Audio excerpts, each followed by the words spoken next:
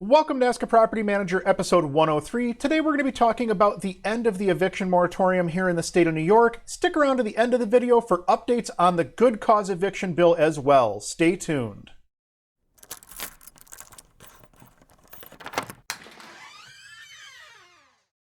In March of 2020, New York State placed a moratorium on evictions statewide, all the way across the state, as part of their plans to combat the pandemic that was sweeping the globe. Obviously, everybody's aware of that situation. I don't think I'm saying anything new to anyone there.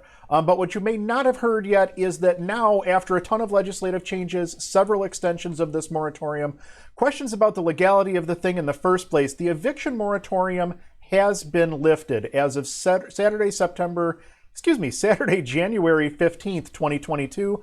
The statewide eviction moratorium has lifted here in the state of New York. Property owners are finally able to move forward with eviction cases that have been lingering for almost 2 full years now in some instances. So now that the eviction moratorium has ended, the question becomes, what should you be doing as a landlord if you're in a situation where you have a tenant that you need to evict? My first recommendation here is going to be contact an attorney that handles landlord-tenant cases. You want an attorney that specifically deals with landlord-tenant cases, eviction cases, and engage that attorney's services. Even if you've done evictions before, the circumstances have completely changed since the last time you've done an eviction. There's new paperwork that may need to be filed. You may have to file in a different fashion than what you're used to. There may be disclosures or extra paperwork that you're not even aware about. One of the main reasons that you might want to have an attorney do your filing on this is, at the very least, your paperwork should be correct. Incorrect paperwork, especially right now, and I'll explain this as I get further into the video, incorrect paperwork right now is a really, really bad thing if you have an eviction case in the works. In some instances, if you have a paperwork that's not filed correctly, not filled out correctly, it may wind up resulting in your case being dismissed entirely, and you have to refile your case because paperwork was filed incorrectly. You may have to correct and refile your paperwork, or at the very least correct your paperwork and have a new court date assigned to you. All of those things are negatives to you as the property owner in this instance when you're trying to get control of your asset back. That is the reason that I'm recommending an attorney here, if for no other reason than having an attorney may get you through the court process a little bit faster, simply because they're going to be more familiar with everything that's going on with the court system, what paperwork you need, what paperwork you don't need, and whatever the process may be for you to get your day in court. But kicking the can down the road due to a paperwork error that could be avoided just by hiring an attorney, that's not something you want to do. My recommendation is, if you're in a situation where you're looking to do an eviction, hire a competent attorney, engage a competent attorney's services.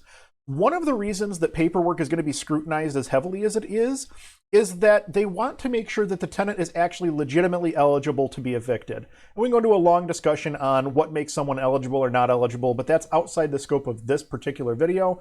The second reason I wanted to mention is that you're about to have a gigantic backlog of eviction cases hit the courts. We're 2 years from most people filing eviction cases at this point. Keep in mind that there were still eviction cases that were pending prior to the pandemic. It's not like these are all brand new cases. So you have a backlog of cases from pre-March 2020 that needs to be dealt with before you can even start getting into all of the people who have filed during the pandemic in the little windows where you've been able to file, or the deluge of people who are about to start filing now that this eviction moratorium has opened up. The point of the matter is, there's a lot of paperwork out there, and anybody that's got bad paperwork or incorrect paperwork, all the court needs to do is find one error, and they can kick your case down the road, and it just makes it a little bit lighter day for that court clerk and that judge, and they're not going to care. So that's why I'm saying make sure that you're engaging competent legal counsel when you're dealing with these evictions. But realistically speaking, be prepared to get in line. If you're just now getting ready to file an eviction, you are in line behind everyone else that's filed before you, and that list is probably going to be pretty long and pretty exhaustive at this point. So it may be months before you actually get in for a hearing on your housing matter. That's, something to keep in mind. This is not the end of the road simply because the eviction moratorium has ended. Really, I think this is just kind of the start of the next chapter where we try to get through this backlog of cases. And it's going to take a long time to get through this backlog of cases. So if you haven't filed your eviction paperwork yet, my recommendation is to get on that right away. The best time to plant a tree is 10 years ago. The second best time to plant a tree is today. Get on it, get your paperwork filed, and start getting control of your asset back. Now, I want to take a couple minutes to talk about the Good Cause Eviction bill as well. This was something that we talked about in episode 101 of Ask a Property Manager a couple weeks ago, and I wanted to go back and refresh you on what that bill is, as well as give you some updates as to what's going on with regards to that bill here in New York State. So, the Good Cause Eviction bill is basically a bill that contains language that would limit the amount of rent that a landlord could increase on a year-by-year basis without it being considered an unreasonable rent increase.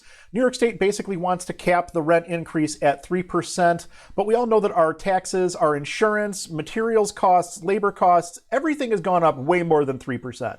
So to say that 3% is a reasonable rent increase is absolutely ludicrous in my opinion.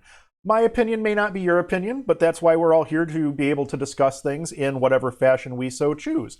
The other issue with the Good Cause Eviction bill is that it also contains language that would prevent a landlord from being able to effectively end a tenancy at the end of the lease term. Essentially, the landlord is going to be forced into a situation that unless the tenant meets one of 8 specific criteria that the state has chosen, you're going to be forced into a situation where you have to continue renting to that individual regardless of the fact that you may not want to rent to them. They may be an absolute nightmare as a tenant, and you may be stuck renting to that tenant because you simply can't get them out at the end of their lease term, which is the natural time when most landlords look to turn over tenancies. It's an issue. It's certainly an issue. I strongly recommend that you pay attention to this Good Cause Eviction issue because this is coming down the pipeline. On January 7th, there was a joint public hearing to discuss the bill that ran most of the day. I want to say it was over 8 hours worth of coverage that this thing had. And I had the opportunity to watch a few minutes of it throughout the course of the day.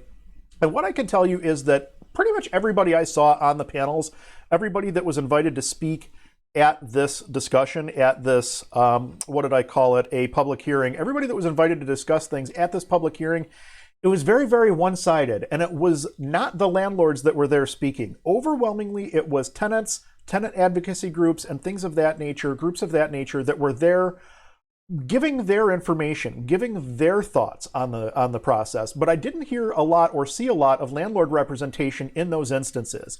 As a matter of fact, I even saw one state senator refer to housing providers as scumbags, no more or no less than 6 times in a 3-minute allotment. He was allotted 3 minutes to speak, and he managed to call housing providers scumbags no less than 6 times in a 3-minute time span.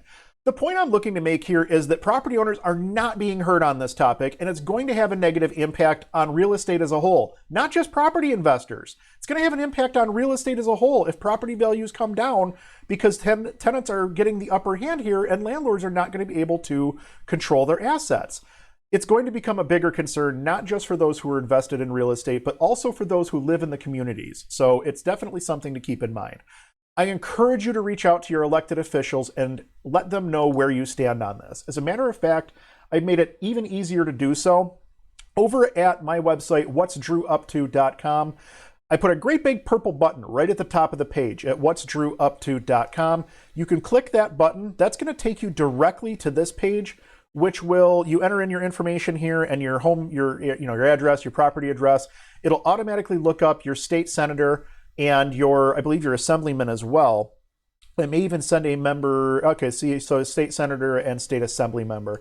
It's not going to go to the governor's office, but at least you are putting your information out there and you're telling your elected officials that, hey, this is not a piece of legislation that I stand for. This is going to impact my ability to run a business and to pay taxes in this state. Keep in mind, politics runs off tax revenue. It doesn't hurt to remind them of that fact. You have to understand that we're not being heard on this issue. The tenant side is being heard loud and clear. If landlords want to stop or have a say in how this legislation is crafted, you have to step up and have a voice.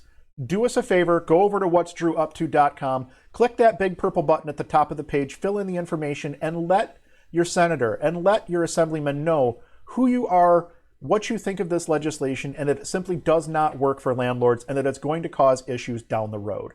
Thank you for watching. If you learned something today, do me a favor, hit that like and subscribe button.